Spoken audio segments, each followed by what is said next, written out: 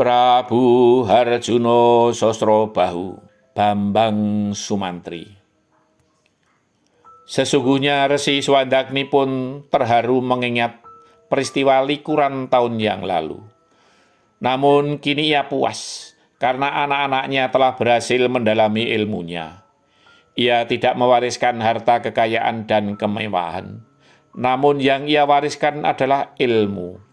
Ilmu kanuragan, ilmu joyo kasantikan, ilmu pengetahuan, ilmu kasusastran, dan pusaka sebagai sifat kandel.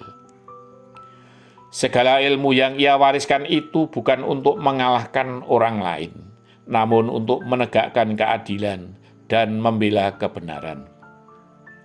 Dan yang tak kalah penting adalah budi pekerti luhur yang telah ia tanamkan kepada kedua anaknya.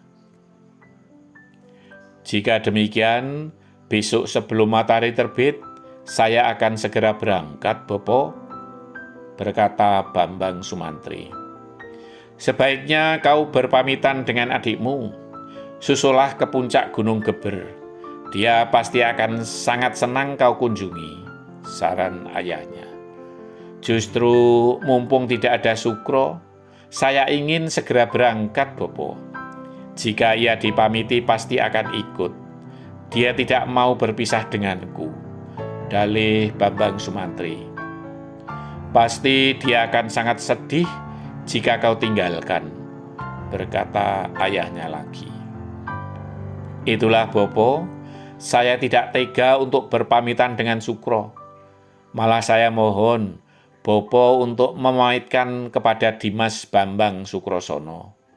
Besok pagi saya akan berangkat ke Kerajaan Mahespati, lanjut Bambang Sumantri. Resi Swandagni bisa memahami alasan dari Bambang Sumantri tersebut, dan ia pun merestui kepergian anak sulungnya tersebut. Malam hari itu juga Bambang Sumantri berpamitan kepada seluruh penghuni Padepokan, para cantrik-mentrik yang jumlahnya lebih dari 50-an. Para cantrik-mentrik pun terharu akan ditinggalkan oleh Bambang Sumantri, yang telah bersama mereka belasan, bahkan sampai likuran tahun.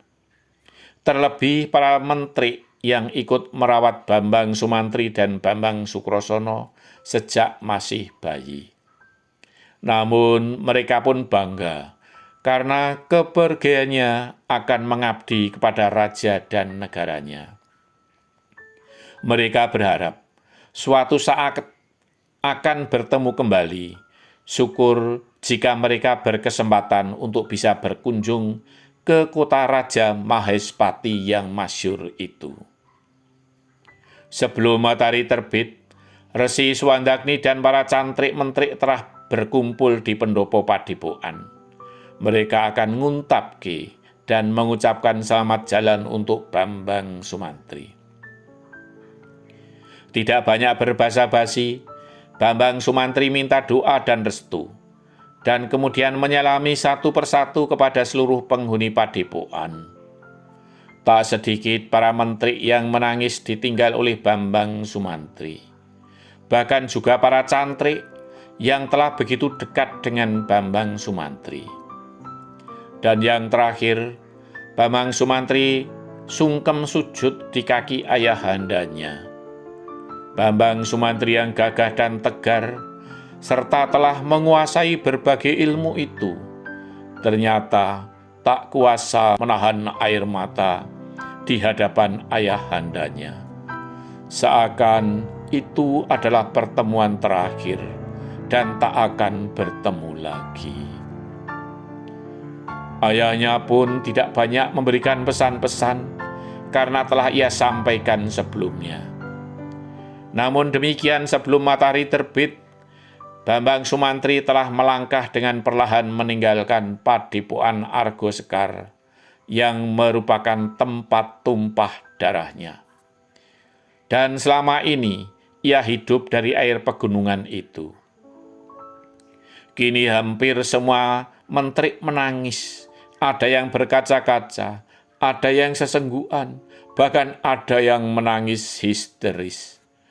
Bambang Sumantri telah melangkah keluar dari regol padepokan dengan perlahan, seakan kakinya begitu berat untuk melangkah. Dan ia pun tak berani menengok ke belakang, karena ia sendiri juga berkaca-kaca menahan tangisnya. Bambang Sumantri yang berpakaian sebagai seorang pengembara itu tidak banyak membawa beban. Dengan kain ules, ia membawa bekalnya itu di punggungnya, dan hanya satu-satunya senjata yang ia bawa, pusaka Kiai Dadali, yang ia selipkan di bengkung bagian depan. Senjata itu tidak tampak karena tertutup oleh pakaiannya. Langkah Bambang Sumantri telah hilang di jalan tikungan yang menurun. Namun, kini langkahnya semakin cepat.